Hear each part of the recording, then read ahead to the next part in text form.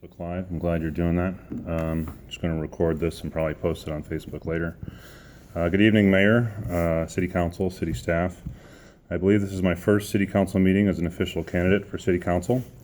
I want to talk a little bit about the election and the Brown Act, like you mentioned, if I have time. I have another topic that's separate for the later public comments, so I'll keep that separate.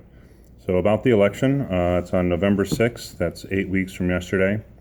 We're definitely going to elect a new person to help allocate our property taxes for the next 4 years. I like to say it that way so people will care more about it. Out of our 5-member city council, 3 seats are up for re-election, with 7 candidates now running. Yourself decided not to run, and the 2 incumbents who are here tonight, I think are probably going to get re-elected. So we now have essentially 5 challengers running for the 3rd seat. I mentioned Ted Robertson brought up the idea of a candidate forum. I guess he just mentioned that again.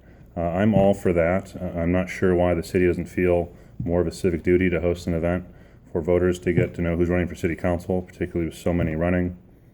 For me, this might be my whole campaign, showing up uninvited to city council meetings to make my case directly to the voters on the record in front of city council. So that and posting on Facebook and YouTubing it to make it a little easier to share. So the 5 challengers that are basically running for the 3rd seat. There's Ann Figueroa. She's on the Planning Commission. I think of her as the designated successor. I can see you guys running as a slate. Sean Gordon, who ran 2 years ago, he's back on the ballot. He has a website if you want to see more information about him. The other 3 candidates are basically brand new to politics. Roger Ballard, Wendy Braun, and myself. Roger seems like a decent candidate. I might vote for him. I invited him to this meeting in order to offer everyone the opportunity to make some comments. I think he said he was busy, still at work. He runs a credit union for a living. I don't know Wendy at all. I just did find her Facebook, so I sent her a message. But her candidate statement will be in the voter guide. So then there's me. I'm basically the other guy. The other 6 candidates are all registered Republicans. I'm registered no party preference or nonpartisan. I don't really fit solidly in either party. Personally, I'm pretty conservative, but policy-wise, I'm pretty liberal. I don't think you should have to be in a party to serve in a local nonpartisan office.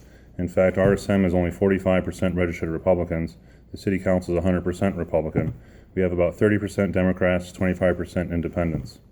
So I think it's time we had some political diversity on City Council that is more reflective of the city's demographics, and have at least one council member who's not afraid to buck the party line on either side and put the voters of RSM first. Thank you.